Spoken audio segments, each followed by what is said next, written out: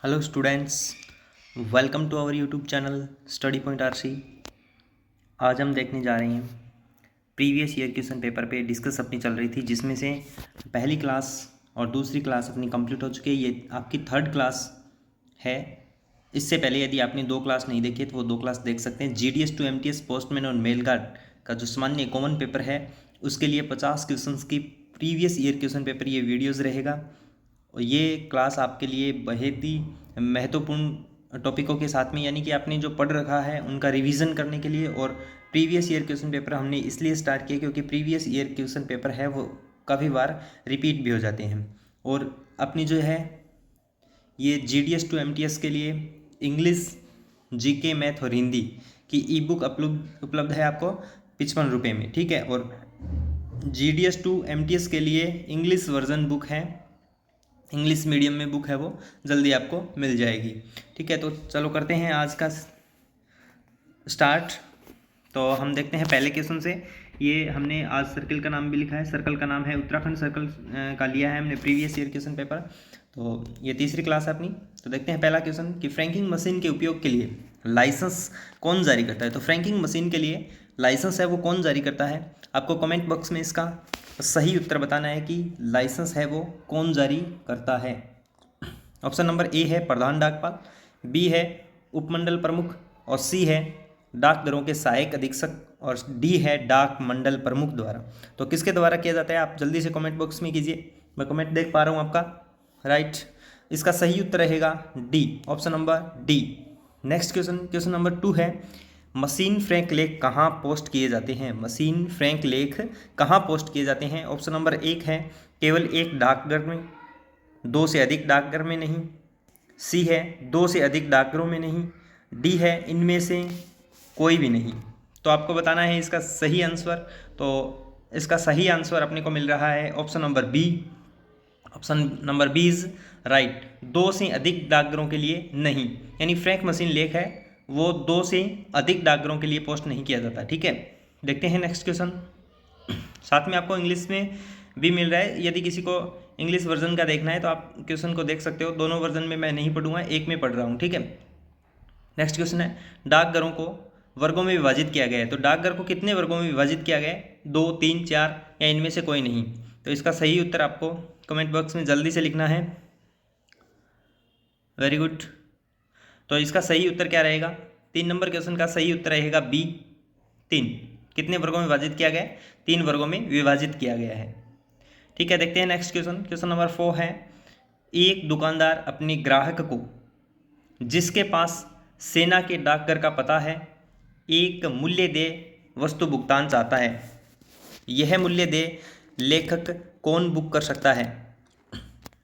तो इसका सही उत्तर क्या होगा। ऑप्शन ए है कोई भी प्रधान डाकघर, बी है कोई भी उप डाकघर, सी है कोई भी शाखा डाकघर, डी है इनमें से कोई नहीं। तो आप जल्दी से इसका उत्तर जो है आपकी तरफ से कौन सा आंसर इसका राइट होना चाहिए। वेरी गुड, ठीक है। देखिए 4 नंबर क्वेश्चन का सही उत्तर रहेगा इनमें से कोई नहीं, इनमें से कोई नहीं बुक कर सकता है इसको, ठीक है। नेक्स्ट क्वेश्चन अपना है, नेक्स्ट क्वेश्चन अपना है नाइट पोस्ट ऑफिस पर काम करता है, नाइट पोस्ट ऑफिस पर काम करता है राष्ट्रीय अवकाश, रविवार, डाक अवकाश, ऊपर के सभी।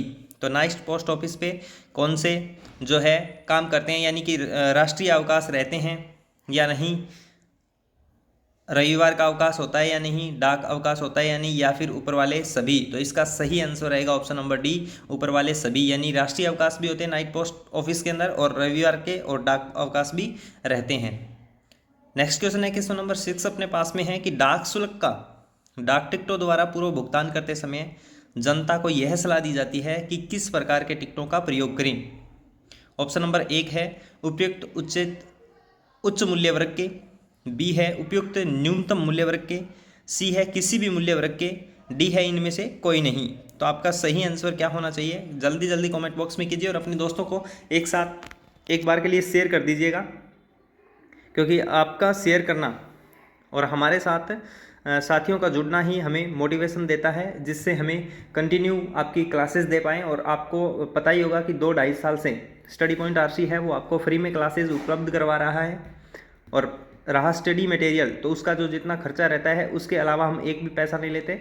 स्टडी पॉइंट आरसी की ऐप, यदि आप तक नहीं पहुँचे, स्टडी पॉइंट आरसी की ऐप है, आप प्ले स्टोर से डाउनलोड कर सकते हैं। उसमें आपको स्टडी मटेरियल मिलेगा बहुत ही कम पेमेंट के अंदर, ठीक है। और वहाँ पे आपको टेस्ट सीरीज़, ई बुक और बुक ऑर्डर करने के लिए सभी कोर्सेज उपलब्ध रहेंगे और क्लासेज है वो फ्री मिल रही है। तो क्वेश्चन नंबर 6 का सही ऑप्शन कौन सा होगा? ऑप्शन नंबर ए, उपयुक्त उच्च मूल्य वर्ग की, ठीक है। नेक्स्ट क्वेश्चन देखते हैं दोस्तों। क्वेश्चन नंबर 7 है कि किसी भी लेख के शीर्ष वितरण के लिए प्रेषक द्वारा प्राप्तकर्ता के पते के किस भाग को रेखांकित किया जाना चाहिए? तो कौन सा भाग होता है जिसको रेखांकित किया जाना चाहिए? तो ऑप्शन ए है प्राप्तकर्ता का नाम, मकान number, house number, post town. तो इसमें से किसको रेखांकित किया जाना चाहिए? तो सी इसका सही आंसर रहेगा। पोस्ट टाउन जो है उसको रेखांकित किया जाना चाहिए। ये हमने जो कल किया था क्वेश्चन पेपर, उसके अंदर गुजरात वाले के अंदर और इसके अंदर देखो रिपीट हो रहा है ना, ऐसे ही रिपीट होते हैं क्वेश्चन पेपर, ठीक है। तो आपको प्रीवियस ईयर क्वेश्चन पेपर करने बहुत ज़रूरी है। इसका राइट आंसर रहेगा सी, पोस्ट डाउन। देखते हैं नेक्स्ट क्वेश्चन। नेक्स्ट क्वेश्चन अपने पास में है कि यदि पर्याप्त रूप से भुगतान किया गया अपंजीकृत पत्र पोस्ट बॉक्स पते पर संबोधित किया जाता है, तो क्या इस पोस्ट बॉक्स के माध्यम से वितरित किया जा सकता है? एक बार दोबारा से सुन लीजिए। यदि अपर्याप्त रूप से भुगतान किया गया है, अपंजीकृत पत्र पोस्ट बॉक्स पते पर संबोधित किया जाता है, तो क्या इस पोस्ट बॉक्स के माध्यम से वितरित किया जा सकता है? पोस्ट बॉक्स के माध्यम से इसे वितरित किया जा सकता है या नहीं? ऑप्शन है हाँ, नहीं, पोस्टमैन की इच्छा के अनुसार। तो इसका सही आंसर क्या रहेगा? Option number B is right, नहीं, इसको पोस्ट बॉक्स के माध्यम से वितरित नहीं किया जा सकता। तो इसका राइट आंसर रहेगा बी, इसको पोस्ट ऑफिस में है जो पोस्ट बॉक्स के माध्यम से वितरित नहीं किया जा सकता। देखते हैं नेक्स्ट 9 नंबर क्वेश्चन है कि सरकारी अवैतनिक पत्र की सुपुर्दगी पर डाक शुल्क किस दर से लिया जाता है? ऑप्शन नंबर ए है प्रीपेड दर पर, बी है प्रीपेड दर से दुगने पर, सी है पोस्ट मास्टर के निर्णय के अनुसार। तो इसका सही उत्तर क्या होगा? इसका सही उत्तर रहेगा ऑप्शन ए, प्रीपेड दर पर। प्रीपेड दर पे हम अवैतनिक पत्र की सुपुर्दगी अपने को होती है, तो डाक शुल्क क्या होगा? प्रीपेड दर जितनी है उतनी लेंगे, ना तो उसकी दुगनी लेंगे, ना ही हमारा पोस्ट मास्टर अपने निर्णय के अनुसार उसको बता सकता है कि इतना पैसा देगा, ठीक है। देखते हैं नेक्स्ट क्वेश्चन। क्वेश्चन नंबर 10 है अपने पास, प्रत्येक पत्र पैकेट या पार्सल पर कम से कम कितने डाकघरों की तारीख मोहर लगी होनी चाहिए? सेम का सेम क्वेश्चन फिर से रिपीट हो रहा है। कल वाला जो गुजरात का पेपर था, आज फिर उत्तराखंड के पेपर में रिपीट हुआ है। तो आप ये 2021-22 के पेपर देख रहे हैं, ऐसा ही 2023 में भी आपको रिपीट होने को देख सकता है, या फिर ये पीछे वाले क्वेश्चंस भी रिपीट हो सकते हैं। तो 10 नंबर का सही उत्तर रहेगा अपने पास में बी, कम से कम 2 डाकघर। कम से कम कितने डाकघर होने चाहिए? 2 डाकघर की उसके ऊपर तारीख या मोहर लगी होनी चाहिए, ठीक है। वो कल वाले में ऐसे था कि 3 या 3 से ज़्यादा, ऐसा कोई उसमें पूछा था कौन सा सही नहीं है, यानी असत्य पूछा था। तो उसमें एक ऑप्शन था कि 3 या 3 से ज़्यादा डाकघरों की, 3 से 3 ज़्यादा नहीं, 2 डाकघर के जिससे भेजा गया और जिससे प्राप्त किया गया। देखते हैं 11 नंबर क्वेश्चन की यदि किसी 11 नंबर क्वेश्चन अपना है कि ये जो अपना पीछे वाला आंसर हमने, ठीक है, कम से कम 2 डाकघर, ठीक है। नेक्स्ट क्वेश्चन है कि यदि किसी भी डाक लेख के ऊपर प्रसारण के दौरान ऐसी सामग्री पाई जाती है जो कानून और व्यवस्था के रख रखाव के विरुद्ध हो, उस लेख को क्या कहेंगे? कि पोस्टिंग कार्यालय में भेजा जाएगा, वितरण कार्यालय को भेजा जाएगा, पुनः प्रेषण केंद्र को भेजा जाएगा। तो इसका सही उत्तर क्या होगा? 11 नंबर का सही उत्तर रहेगा पुनः प्रेषण केंद्र में भेजा जाएगा। ओके, नेक्स्ट क्वेश्चन देखते हैं। इसका सही उत्तर सी था। 12 नंबर क्वेश्चन है कि यदि किसी लेटर बॉक्स परिचारक द्वारा किसी लेटर बॉक्स में कोई क्षति या दोष देखा जाता है, तो यह उसका कर्तव्य है कि वह मंडल अधीक्षक के संज्ञान में लाए, बी है पोस्ट मास्टर के संज्ञान में लाए, सी है संबंधित आईपी या एएसपी के संज्ञान में लाए, और इनमें से कोई नहीं। तो 12 नंबर क्वेश्चन का सही उत्तर रहेगा ऑप्शन बी, पोस्ट मास्टर के संज्ञान में लाएं कि लेटर बॉक्स परिचारक के अंदर कोई मतलब क्षति या दोष है, जो भी उसके अंदर संबंधित समस्या है वो किसको बताएगा, पोस्ट मास्टर के संज्ञान में लाएगा, यानी उसको बताएगा। ठीक है, देखते हैं 13 नंबर क्वेश्चन अपने पास में है कि प्रेषक का नाम और पता पिन कोड सहित डाक लेख के किस कोने में लिखा जाएगा। तो प्रेषक का नाम, पता, पिन कोड डाक लेख के किस कोने में लिखा जाएगा। तो दाहिने हाथ के निचले कोने में, बाएं हाथ के निचले कोने में, लेख के कहीं पर भी, या इनमें से कोई नहीं। तो 13 नंबर का सही उत्तर क्या होगा। तो इसका सही उत्तर रहेगा ऑप्शन बी, बाएं हाथ के निचले कोने में। ठीक है, ये क्या होता है, बायां, ये होता है अपना दायां। ठीक है, तो यहाँ लिखा जाएगा। ठीक है, देखते हैं नेक्स्ट क्वेश्चन। 14 नंबर क्वेश्चन है कि पोस्ट बैग सुविधा जनता के लिए कहाँ उपलब्ध है। पोस्ट बैग सुविधा जनता के लिए कहाँ उपलब्ध है। तो इसका राइट आंसर क्या होगा, सभी डाकघरों में, डाकघर जहाँ पोस्ट बॉक्स है। सी, सभी वितरण डाकघरों में, इनमें से कोई नहीं। तो 14 जो क्वेश्चन है उसका सही आंसर रहेगा ऑप्शन सी, सभी वितरण डाकघरों में, सभी वितरण डाकघरों में। यहाँ मैं आपको टाइम कम इसलिए दे रहा हूँ क्योंकि आप इस वीडियो को देख लें और देखने पे आपको अपना आंसर है वो अपने माइंड में रख लें कि इसका उत्तर मेरे हिसाब से ये होना चाहिए, और फिर मैं आपको उत्तर हैंड टू हैंड बता देता हूँ, क्योंकि आपका समय बहुत ज़्यादा इंपॉर्टेंट है और ज़्यादा समय मैं इसलिए नहीं दे रहा हूँ और इस पर व्याख्या इसलिए नहीं कर रहा हूँ क्योंकि आपने जो ये पढ़ लिया है ये एकमात्र रिवीजन के लिए है, क्योंकि ये क्वेश्चन सेम टू सेम यदि अपने क्वेश्चन पेपर में आ गया तो हम इस क्वेश्चन को कर सकें, इसलिए मैं इस क्वेश्चन पे ज़्यादा टाइम ना लगाते हुए सोल्व कर पा रहा हूँ। देखते हैं दोस्तों नेक्स्ट क्वेश्चन। 15 नंबर क्वेश्चन अपने पास में, क्या लॉटरी से संबंधित टिकट, प्रस्ताव या विज्ञापन डाक के माध्यम से भेजा जा सकता है। क्या लॉटरी से संबंधित टिकट, कोई लॉटरी है उससे संबंधित टिकट और प्रस्ताव या विज्ञापन डाक के माध्यम से भेजा जा सकता है। हाँ, नहीं, हाँ यदि लॉटरी का आयोजन सरकार द्वारा किया जाता है या अधिकृत किया जाता है। तो इसका सही उत्तर क्या रहेगा, डी ऑप्शन, इसमें इनमें से कोई नहीं है। तो 15 नंबर क्वेश्चन का आप एक बार दिमाग में सोच लीजिए, तो इसका सही उत्तर रहेगा हाँ। क्यों, क्योंकि लॉटरी है उसको हम बेच सकते हैं, पर क्या होना चाहिए, लॉटरी किसके द्वारा आयोजित होनी चाहिए, सरकार के द्वारा आयोजित होनी चाहिए। ऐसे नहीं है कि हम किसी निजी व्यक्ति की लॉटरी है और उसको कहीं डाक खाने के आधार पर बेच सकते हैं। ठीक है, तो नेक्स्ट क्वेश्चन अपने पास में है। नेक्स्ट क्वेश्चन अपने पास में, विभाग की किस सेवा में प्रेषक को पिन कोड के अनुसार क्रमबद्ध लेख सौंपना आवश्यक है। विभाग के किस सेवा में प्रेषक को पिन कोड के अनुसार क्रमबद्ध लेख सौंपना आवश्यक है। व्यापार पोस्ट, बिल मेल सेवा, और सी है डायरेक्ट पोस्ट, और डी है इसमें कोई नहीं। तो इसका आप राइट आंसर अपने कमेंट बॉक्स में एक बार के लिए कमेंट कर दीजिए जल्दी से, मैं देख रहा हूँ। विभाग की किस सेवा में प्रेषक को पिन कोड के अनुसार क्रमबद्ध लेख सौंपना चाहिए। तो इसका सही उत्तर होगा डायरेक्ट पोस्ट के आधार पर, डायरेक्ट पोस्ट। ठीक है, देखते हैं नेक्स्ट क्वेश्चन। 17 नंबर क्वेश्चन अपने पास में है कि सुरक्षा बीमा योजना PMSBY का वार्षिक प्रीमियम क्या है।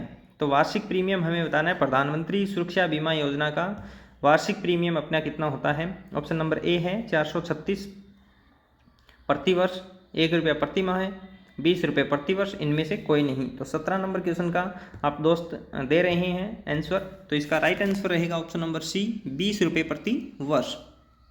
ओके दोस्तों, देखते हैं नेक्स्ट क्वेश्चन। 18 नंबर क्वेश्चन है अपने पास में, बिजनेस पार्सल के संबंध में COD यानी डिलीवरी पर नकद, COD कैश ऑन डिलीवरी की अधिकतम सीमा क्या है।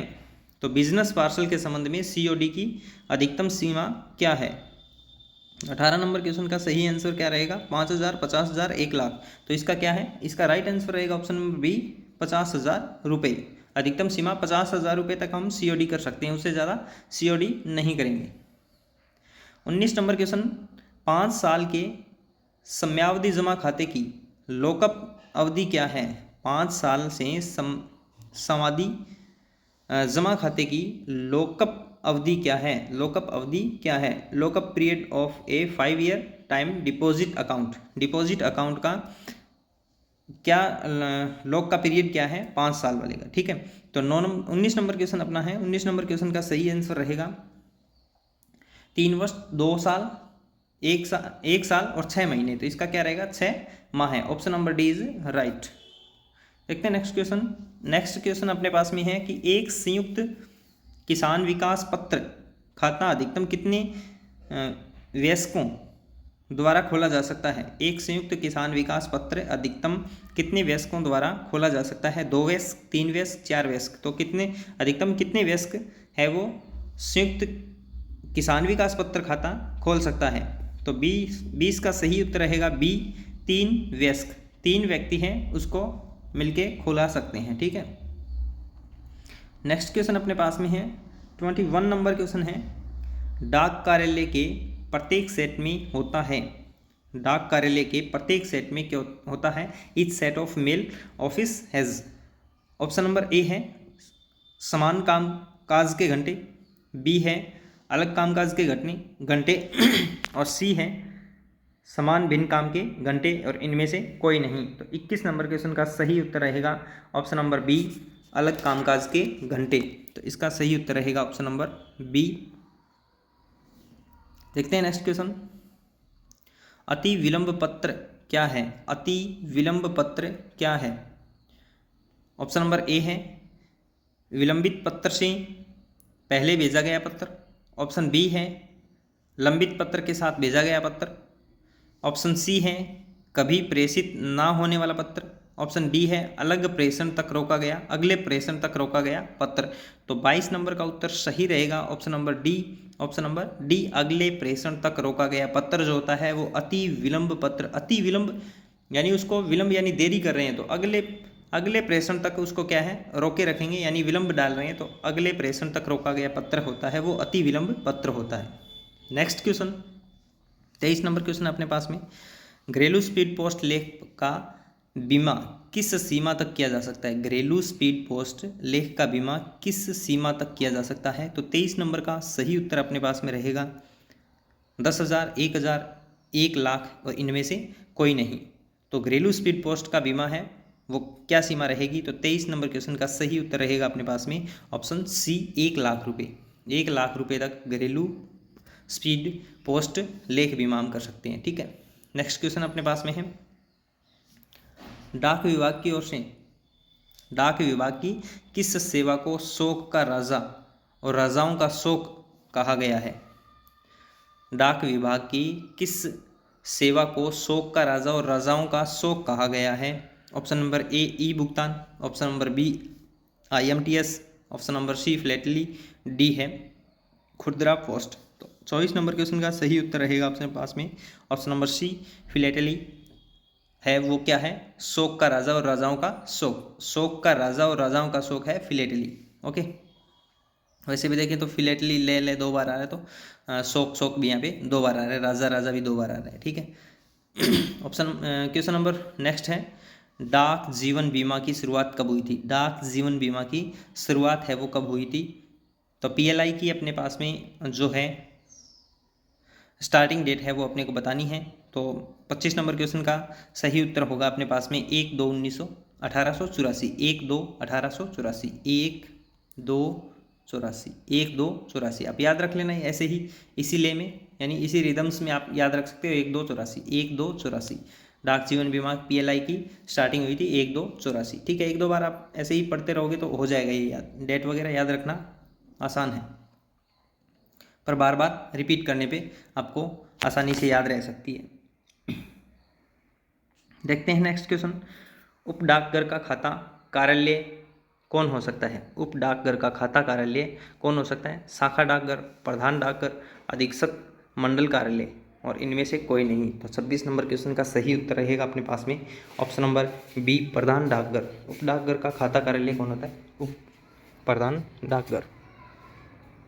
नेक्स्ट क्वेश्चन अपने पास में है, तो नेक्स्ट क्वेश्चन है कि परिवहन कार्यालय का मुख्य उपयोग क्या है। परिवहन कार्य का यानी ट्रांजिट ऑफिस होता है, उसका मुख्य उपयोग क्या है। तो उसका मुख्य उपयोग बताना है थैला प्राप्त करना, बी है बैग भेजना, सी है खुले थैलों की संख्या कम करना, और डी है इनमें से कोई नहीं। तो 27 नंबर क्वेश्चन का आपको बताना है कि कौन सा उत्तर सही रहेगा। 27 नंबर का सही रहेगा option number C is right, खुले थैलों की संख्या कम करना। यानी ट्रांजिट ऑफिस का काम ही होता है कि खुले थैलों की जो संख्या है उनको कम करना। नेक्स्ट क्वेश्चन देखते हैं, निम्न में से कौन रेल डाक सेवा के चल कार्यालय हैं। तो इसमें आपको बताना है कि which of the following in a travelling office of railway mail service. ठीक है, आरएमएस के बारे में पूछा गया है कि ऑप्शन नंबर ए है परिवहन डाक कार्यालय, बी छंटाई डाक कार्यालय, सी परिवहन ट्रांजिट सेक्शन अनुभाग, और इनमें से कोई नहीं। तो 28 नंबर क्वेश्चन का सही उत्तर अपने पास में कमेंट बॉक्स में कीजिए, जल्दी से जल्दी कीजिए। तो इसका सही उत्तर रहेगा ऑप्शन नंबर सी। देखते हैं नेक्स्ट क्वेश्चन अपने पास में है, निम्नलिखित में से कौन सा कार्यालय बैग की खरीद, बैग के वितरण, मरम्मत और बैग की नीलामी के लिए जिम्मेदार है। ऑप्शन नंबर ए है सेंट्रल बैग ऑफिस, बी है सर्किल थैला कार्यालय, और सी है जिला बैग कार्यालय, और डी है यूनिट बैग कार्यालय। तो 29 नंबर क्वेश्चन का सही उत्तर क्या होगा, जल्दी से आप कमेंट बॉक्स में कीजिए। तो इसका सही उत्तर है वो रहेगा अपने पास में सेंट्रल बैग ऑफिस। देखते हैं नेक्स्ट क्वेश्चन, 29 नंबर क्वेश्चन अपने पास में है, यूबीओ, डीबीओ, सीबीओ, पीओ को खाली लौटाए गए बैगों को माना जाता है मेल बैग, ट्रांजिट बैग, पंजीकृत पैकेट बैग, पैकेट बैग।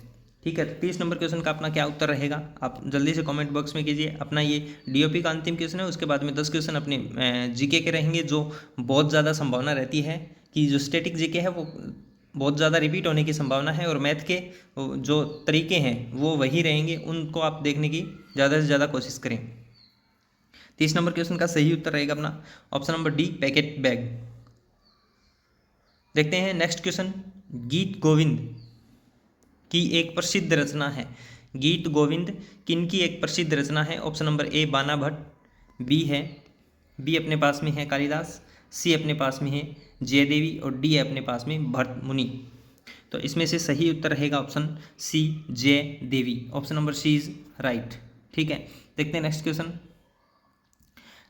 है 32 नंबर क्वेश्चन अपने पास में, मराठा और केसरी दो मुख्य समाचार पत्र द्वारा शुरू किए गए थे। तो मराठा और केसरी किसके द्वारा शुरू किए गए थे। तो ऑप्शन नंबर है ए लाला लाजपत राय, बी है गोपाल कृष्ण गोखले, सी है बाल गंगाधर तिलक, और डी है मदन मोहन मालवीय। तो 32 नंबर क्वेश्चन का जल्दी से आप कमेंट बॉक्स में कमेंट कीजिए।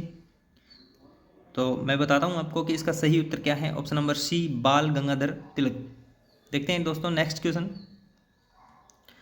क्वेश्चन अपने पास में है कि निम्न में से कौन सी नदी भारतीय क्षेत्र में उत्पन्न नहीं होती। तो कौन सी नदी इनमें से भारतीय क्षेत्र में उत्पन्न नहीं होती, यानी भारत में उद्गम उस नदी का नहीं होता। तो महानदी, ब्रह्मपुत्र, गंगा, कावेरी। तो इसका सही उत्तर क्या होगा, इसका सही उत्तर रहेगा ब्रह्मपुत्र। ब्रह्मपुत्र है वो भारतीय क्षेत्र के अंदर उद्गम उसका नहीं होता। नेक्स्ट क्वेश्चन है कि भारत एकमात्र सक्रिय ज्वालामुखी द्वीप में स्थित है। भारत का एकमात्र सक्रिय ज्वालामुखी द्वीप में स्थित है, कौन से द्वीप में, हाथी, हैवलॉक, बेरन, निकोबार। तो इनमें से कौन सा उत्तर सही है वो आप जल्दी से कमेंट बॉक्स में कीजिए, और अपने दोस्तों के साथ में शेयर जरूर कीजिए वीडियो को। तो 34 नंबर क्वेश्चन का सही रहेगा ऑप्शन नंबर सी बेरन। देखते हैं नेक्स्ट क्वेश्चन, 35 नंबर क्वेश्चन है अपने पास में, एलिफेंटा की गुफा का श्रेय मुख्यतः किस हिंदू देवता को दिया जाता है। ऑप्शन नंबर ए है भगवान शिव, ऑप्शन बी है भगवान हनुमान, ऑप्शन सी है भगवान इंद्र, और डी है भगवान ब्रह्मा। तो 35 नंबर क्वेश्चन का सही उत्तर रहेगा ऑप्शन ए भगवान शिव। देखते हैं नेक्स्ट क्वेश्चन है, यदि आप काम पर चीज़ों को व्यवस्थित रख सकते हैं और एक साफ सुथरा कार्यस्थल रख सकते हैं तो आपके पास बहुत अच्छी है। क्या है। ऑप्शन नंबर ए संगठनात्मक कौशल, बी उत्पादकता, सी निष्ठा, और डी आदर। यदि आप एक कार्यालय को अच्छे से साफ सुथरा और उसका रख रखाव यानी मैनेजमेंट अच्छे से रखते हैं तो आपके पास में क्या है, संगठनात्मक कौशल है, उत्पादकता है, निष्ठा है, आदर है। तो 36 नंबर क्वेश्चन का अपने पास में सही रहेगा संगठनात्मक, यानी आपका संगठन है वो अच्छे से है, यानी आपका मैनेजमेंट बहुत अच्छे से है। 35 नंबर क्वेश्चन है कि भारतीय रिजर्व बैंक का मुख्यालय कहाँ है। भारतीय रिजर्व बैंक का मुख्यालय कहाँ है। Option A New Delhi, option B Mumbai, option C Chennai, option D Calcutta. तो 37 नंबर क्वेश्चन का सही उत्तर रहेगा Mumbai, option B is right, Mumbai. देखते हैं नेक्स्ट क्वेश्चन। नेक्स्ट क्वेश्चन अपने पास में है, लोकसभा के प्रथम अध्यक्ष कौन थे। लोकसभा के प्रथम अध्यक्ष कौन थे। K M Munshi, C D Deshmukh, G V Malavkar और एच जे कानिया। तो इसका सही उत्तर क्या रहेगा। 38 नंबर का सही उत्तर है सी जी वी मालवकर। ठीक है, देखते हैं नेक्स्ट क्वेश्चन। किस नदी को दक्षिण की गंगा कहा जाता है। ऑप्शन ए है गोदावरी, ऑप्शन बी है कावेरी, ऑप्शन सी है कृष्णा, ऑप्शन डी है इनमें से कोई नहीं। तो 39 का सही उत्तर रहेगा ऑप्शन ए, गोदावरी नदी है उसको दक्षिण की गंगा कहा जाता है। 40 नंबर क्वेश्चन अपने पास में है। 40 नंबर क्वेश्चन है, कथक राज्य का, कौन से राज्य का, मतलब आपको बताना है कौन सा राज्य का एक नृत्य रूप है। कर्नाटक, केरल, आंध्र प्रदेश, उत्तर प्रदेश। कथक है वो कौन से राज्य का नृत्य है। तो जल्दी से आप कमेंट बॉक्स में कीजिए। 40 नंबर क्वेश्चन का सही उत्तर रहेगा डी, यूपी का कथक है वो राज्य का नृत्य के रूप में जाना जाता है। ठीक है, अब हम आते हैं मैथ के अंदर। तो मैथ के क्वेश्चन हम सॉल्व करेंगे। मैथ का अपना आज का पहला क्वेश्चन है, इसमें है कि इनलैंड पाइप एक टैंक को 10 घंटे में भर सकता है और एक आउटलेट यानी एक बाहर निकालने वाला पाइप उसी पूरे टैंक को 20 घंटे में खाली कर सकता है। दोनों पाइपों को खोलने पर टंकी है वो कितने समय में भर जाएगी। तो देखिए यहाँ पे हम जो इनलेट है उनको हम मान लेते हैं कि आई नाम से दे देते हैं, उस पंप को आई नाम दे दिया हमने। ठीक है, आई है वो कितने घंटे में भर देता है, 10 घंटे में। ठीक है, और जो आउटलेट है उसको हम ओ से दे देते हैं। ठीक है, ओ बोल देते हैं उसको, ओ। तो ओ है वो कितने घंटे में, 20 घंटे में उसको खाली कर देता है। ठीक है, ये खाली करता है तो इसके साथ माइनस रखूँगा मैं। ठीक है, 20 और 10 का एलसीएम कितना आ गया मेरे पास में, 20। अब 10 का यदि 20 में भाग दिया कितनी बार जाएगा, 2 बार। कितनी बार जाएगा, 2 बार। और 20 का 20 में भाग दिया कितनी बार जाएगा, -1 बार। इसका मतलब है कि इसकी एफिशिएंसी है कि 1 और इसकी है 2, यानी ऐसा कह सकते हैं कि ये 2 डालेगा तो ये 1 उस उतने ही समय में क्या है वापस निकाल देगा। ठीक है, तो हम यहाँ देखें दोनों को यदि हम आई और ओ दोनों को यदि हम चालू कर दें तो अपनी एफिशिएंसी क्या रह जाएगी, 2 - 1 यानी कितनी रह जाएगी, 1 रह जाएगी। एफिशिएंसी 1 रह जाएगी। अब यदि हमें काम निकालना होता है तो कुल काम में हम जो जितना अपना टोटल एफिशिएंसी रहता है उसका भाग देते हैं। ठीक है, तो 20 में हम भाग देते हैं किसका, 1 का। अपना आ जाएगा कितना, 20 आंसर। 20 आंसर आने का मतलब है कि 20 घंटे के अंदर वो क्या है, भर जाएगा। 20 बजे लिख रखा है, इसमें 20 घंटे सही उत्तर रहेगा। एक बार दोबारा के लिए मैं बता देता हूँ आपको। आई इनलेट मान लेता हूँ मैं यहाँ पे आई, और जो आउटलेट है उसको 20 मान लिया और इन दोनों का क्या ले लिया हमने, एलसीएम। 20 में भाग दिया, 10 का 2 आया। ये इसकी एफिशिएंसी यानी कार्यक्षमता है, ये इसकी कार्यक्षमता है, यानी ये 2 डालता है 1 मिनट के लिए, यानी 1 घंटे के लिए 2 डालता है तो ये 1 घंटे में 1 बाहर निकाल देता है। ठीक है, तो यदि ये दोनों ही 1 घंटे चलते हैं तो इसने 2 डाला और इसने 1 निकाल दिया, इसका मतलब 1 घंटे में उसके अंदर 1 ही रहा ना, 1 ही भाग रहा। ऐसे 20 कितने घंटे में रह जाएंगे, 20 में रह जाएंगे। देखते हैं नेक्स्ट क्वेश्चन। नेक्स्ट क्वेश्चन है अपने पास में, रवि एक काम को 60 दिन में करता है। ठीक है, समय कार्य दूरी के 2 क्वेश्चन। दूसरा क्वेश्चन है अपने पास में इसी पेपर का, आर, रवि को आर से मान लेता हूँ। आर है वो कितने दिन में करता है, 60 दिन में करता है। रवि और हरि दोनों यानी आर प्लस एच, हरि को मैं एच से मान लिया, दोनों मिलकर के कितने दिन में काम कर देते हैं, 20 दिन में काम को पूरा कर देते हैं। ठीक है, तो पूछा है हरि अकेला उस काम को कितने दिन में कर देगा। इन दोनों की टोटल काम कितना हो गया, 60। एलसीएम होता है वो क्या होता है, टोटल काम होता है। एलसीएम है वो क्या है, टोटल काम। 60 में 60 का भाग दिया 1 बार, 60 का 20 में भाग दिया कितने बार, 3 बार। ठीक है, तो आर प्लस एच की एफिशिएंसी कितनी है, 3। अकेले आर की कितनी है, 1। इसका मतलब एच की कितनी है, 3 में से 1 तो किसकी है, आर की है, तो 2 बच गई, वो किसकी है, एच की। एच की एफिशिएंसी कितनी है, 2। ये पूछा है एच, एच हमने माना था हरी को, ठीक है। तो हरी 60 काम को कितने दिन में कर देगा, उसकी एफिशिएंसी का भाग दे देंगे, कितना आ जाएगा, 30। तो कितने दिन में कर देगा वो, 30 दिन में कर देगा। ऑप्शन ए है वो राइट रहेगा, ठीक है। देखते हैं नेक्स्ट क्वेश्चन। नेक्स्ट क्वेश्चन अपने पास में है, एक कंपनी में काम करने वाले 80 कर्मचारी जींस पहनते हैं। 80 कर्मचारी क्या पहनते हैं, जींस पहनते हैं। इनमें से 20 ने ऐसी जींस पहनी जो काली है। कितने प्रतिशत कर्मचारी ऐसी जींस पहनते हैं जो काली नहीं है, ठीक है। इसका मतलब है, देखो वहाँ पे 100 आदमी थे, वहाँ पे कितने आदमी थे, 100 आदमी थे। अब 100 में से वहाँ पे थे 100 आदमी, ठीक है। 100 में से 80 तो क्या पहनते हैं, जींस पहनते हैं, और 20 जींस नहीं पहनते, ये तो नहीं पहनते ना। अब 80 में से भी 20% लोग हैं वो काली जींस पहनते हैं। देखो 80 का 20%, 80 का 20%, इसका मतलब 2 शून्य से 2 शून्य काट दिया हमने, ठीक है। अब 80 का 20% यानी 8 दूनी 16। 80 में से कितने लोग, 16 लोग हैं वो क्या है, क्या पहनते हैं, 16 लोग हैं वो पहनते हैं काली जीन्स। इसमें से यदि 16 लोग 20% काली जीन्स पहनते हैं, तो 16 लोग 80 में से 16 लोग पहनते हैं, तो इसका मतलब ये जो बाकी बच गए 7 में से 1 64 जो लोग बच गए वो क्या है, काली जीन्स नहीं पहनते। इसका मतलब 64 लोग, 100 में से 64 लोग काली जीन्स नहीं पहनते। तो इसने पूछा है कर्मचारी, ऐसे कर्मचारी जो काली जीन्स नहीं पहनते, काली जीन्स नहीं पहनते, ठीक है। अब देखो कितने प्रतिशत कर्मचारी ऐसे जो काली जीन्स नहीं पहनते हैं, तो इसका सही उत्तर क्या रहेगा, 43 नंबर क्वेश्चन का सही उत्तर रहेगा ऑप्शन नंबर डी। क्यों, क्योंकि देखो इसमें हमें पता लग रहा है ना कितने लोग नहीं पहन रहे हैं, 64 लोग हैं वो काली जीन्स नहीं पहनते हैं, ठीक है। 16 ही लोग काली जीन्स पहनते थे और 80 में से 64 नहीं पहनते, तो इसका मतलब 64 नहीं पहनते। नेक्स्ट क्वेश्चन अपने पास में है, 110 मीटर लंबी एक ट्रेन 3 सेकंड में एक टेलीग्राफ पोल, देखो कोई भी पोल वगैरह को यदि कोई ट्रेन है वो पार करती है, तो उसकी जो पोल की लंबाई है वो नगण्य मान लेते हैं, 0 मान लेते हैं, ठीक है। और प्लेटफॉर्म की अगर पार करती है तो कुल लंबाई प्लेटफॉर्म और रेलगाड़ी दोनों की जोड़ देते हैं हम, ठीक है। 165 मीटर लंबे एक प्लेटफॉर्म को पार करने में उसे कितना समय लगेगा। तो देखिए हम इसकी स्पीड निकालते हैं, पहले वाले की स्पीड निकालते हैं, ठीक है। तो 110/3, मैंने 110/3 क्यों किया है, क्योंकि यहाँ पे 110 उसकी क्या है, दूरी, यानी रेलगाड़ी की लंबाई है, दूरी बटा समय, दूरी बटा समय,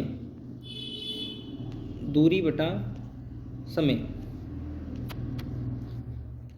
दूरी बटा समय, समय कितना 3 सेकंड ले रहा है, ठीक है। ये चाल तो उसकी बराबर रहेगी। अब देखो यहाँ पे मैंने बताया था आपको प्लेटफॉर्म की कितनी 165 और प्लस 110 किसकी, रेलगाड़ी की, टोटल कितनी होगी 275 मीटर।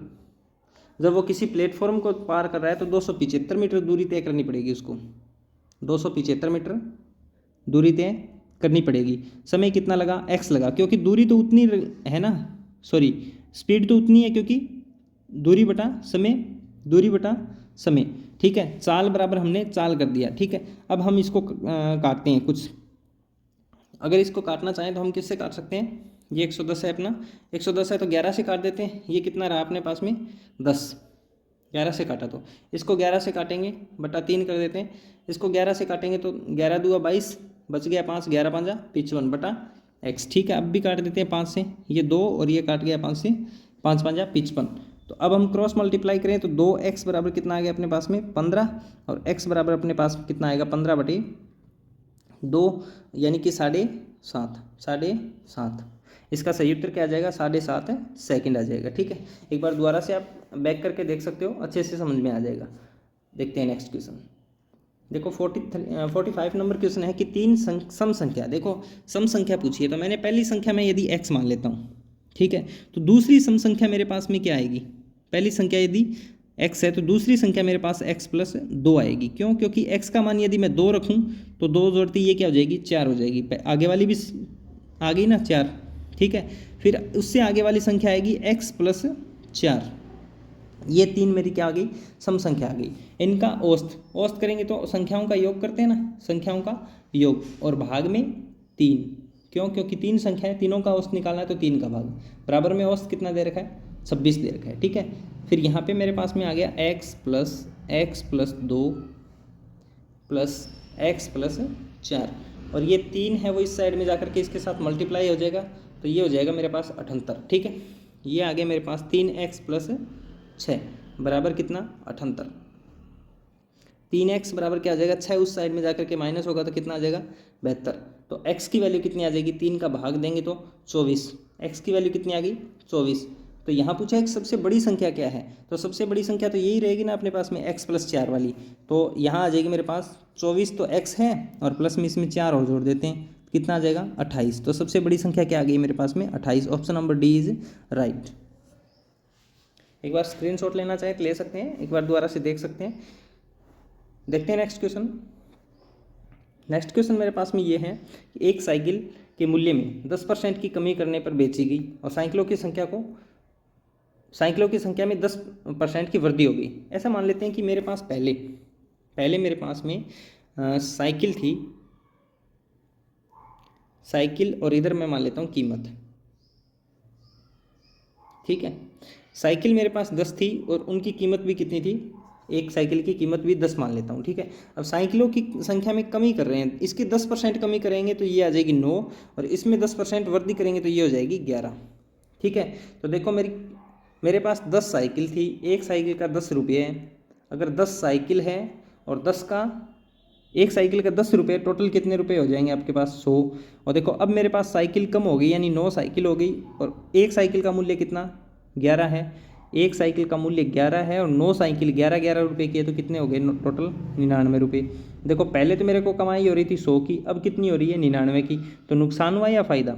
तो इसमें होगा नुकसान। तो इसका सही उत्तर क्या रहेगा? ऑप्शन बी रहेगा। एक दूसरे तरीके से भी इसको कर सकते हैं, जैसे मान लो मेरे पास 100 था पहले प्रॉफिट। ठीक है, मेरी इनकम 100 थी, तो मैंने कमी कर दी साइकिल के मूल्य में 10 की, तो कितनी रहेगी?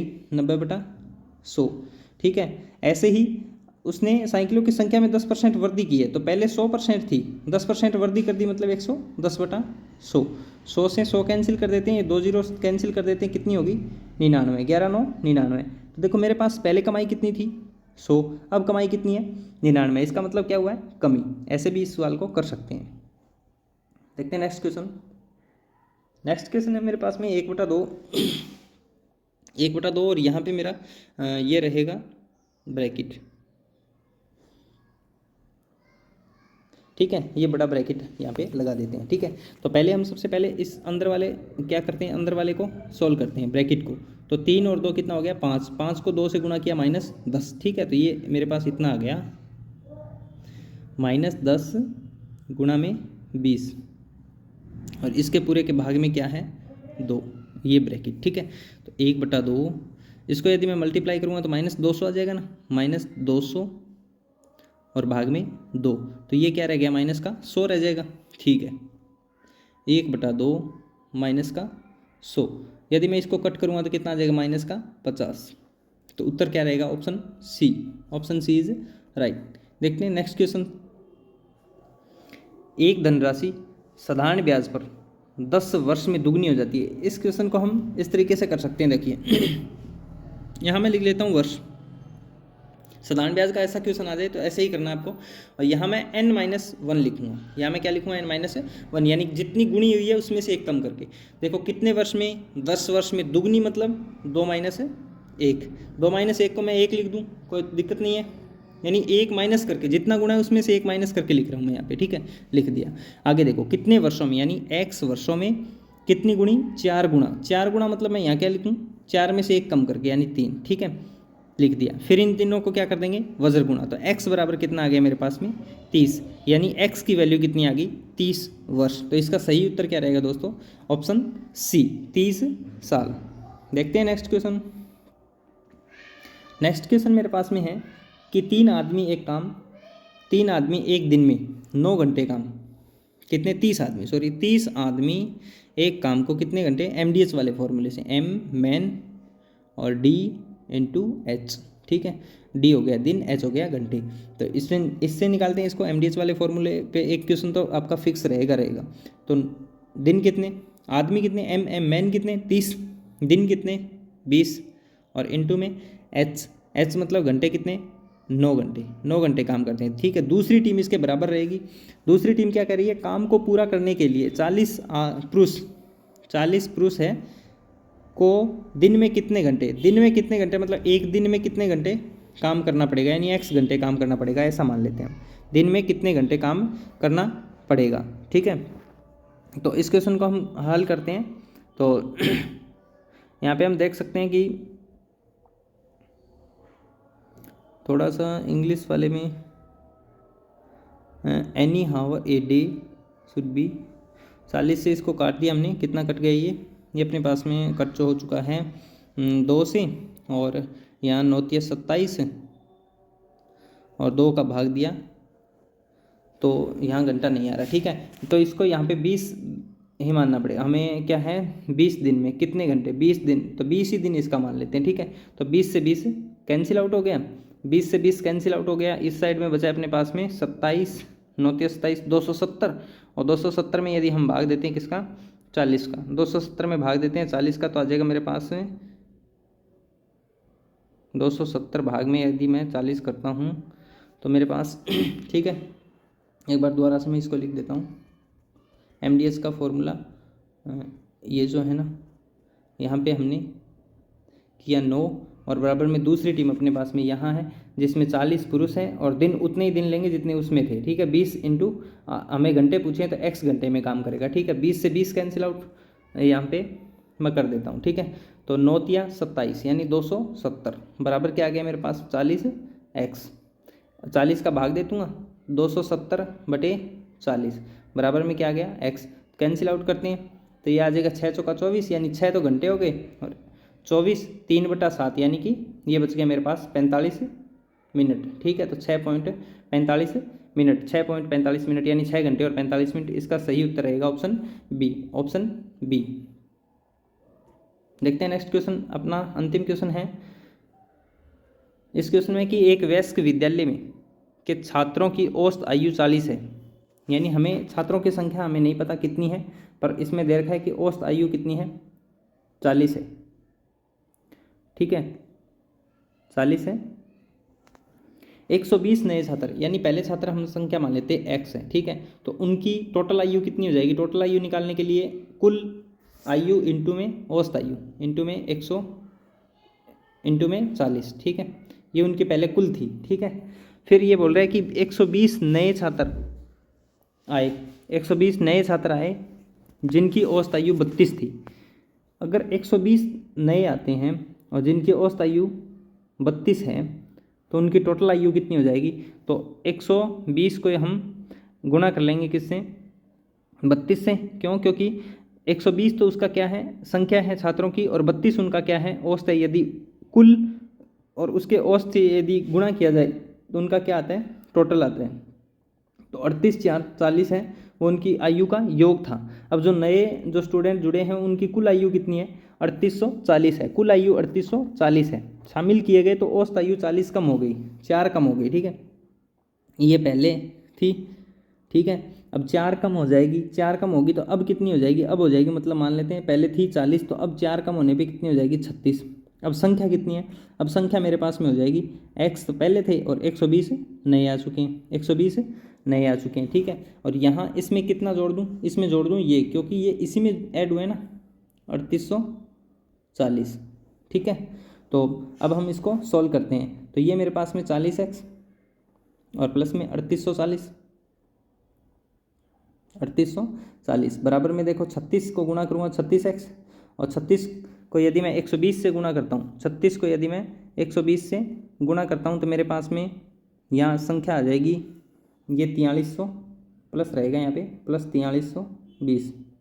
ठीक है, अब ये 3800 ये तो मैं इस साइड में ले जाकर माइनस कर देता हूँ, 36x है वो इस साइड में लेकर के प्लस कर देता हूँ। 36 में से यदि मैं 4 माइनस करूँगा तो 4x बचेगा ना मेरे पास, 4x बराबर में अगर मैं 3840 इसमें से माइनस कर देता हूँ तो 3840 यदि मैं माइनस कर देता हूँ तो मेरे पास में यहाँ 480 रहेगा। ठीक है, क्योंकि 0 हो गया और 4 में से 2 गया, 2 में से 4 गया 8 यानी 12 हासिल लेकर के 480। ठीक है, 4x बराबर इतना हो गया, x बराबर मेरे पास कितना है 120, यानी एक्स हम क्या मान के चले थे, एक्स हम मान के चले थे पहले जितनी संख्या थी, तो 120 तो ये आ गया मेरे पास। अब पूछा क्या है कि शामिल होने के बाद, तो अब शामिल और कितने हो गए थे, 120 ही शामिल हो गए थे, ठीक है, 120 इसी में शामिल हो गए थे। टोटल संख्या कितनी हो चुकी है अब, टोटल संख्या 240, तो इसका सही उत्तर क्या रहेगा, 240। एक बार क्वेश्चन का सॉल्यूशन आप स्क्रीनशॉट ले सकते हो यहाँ से, इसका ऑप्शन नंबर डी है वो क्या रहेगा, 240, इसका 240। तो आज के लिए बस इतना ही। एक बार के लिए आपको दोबारा से बता देता हूँ कि क्लास फर्स्ट और क्लास सेकंड आप देख सकते हो, डिस्क्रिप्शन बॉक्स में उसका लिंक मिल जाएगा। और 55 रुपये वाली सीरीज़ है वो, जल्द ही इसका ऑफर है वो एंड होने वाला है। और इंग्लिश मीडियम में MTS GDS to MTS आपको बुक है, अगर चाहिए तो आपको 3 या 4 दिन का वेट करना पड़ेगा। उसके बाद में आपको ऐप पे study point RC app download करके आप वहाँ से देख सकते हैं, स्टडी पॉइंट RC,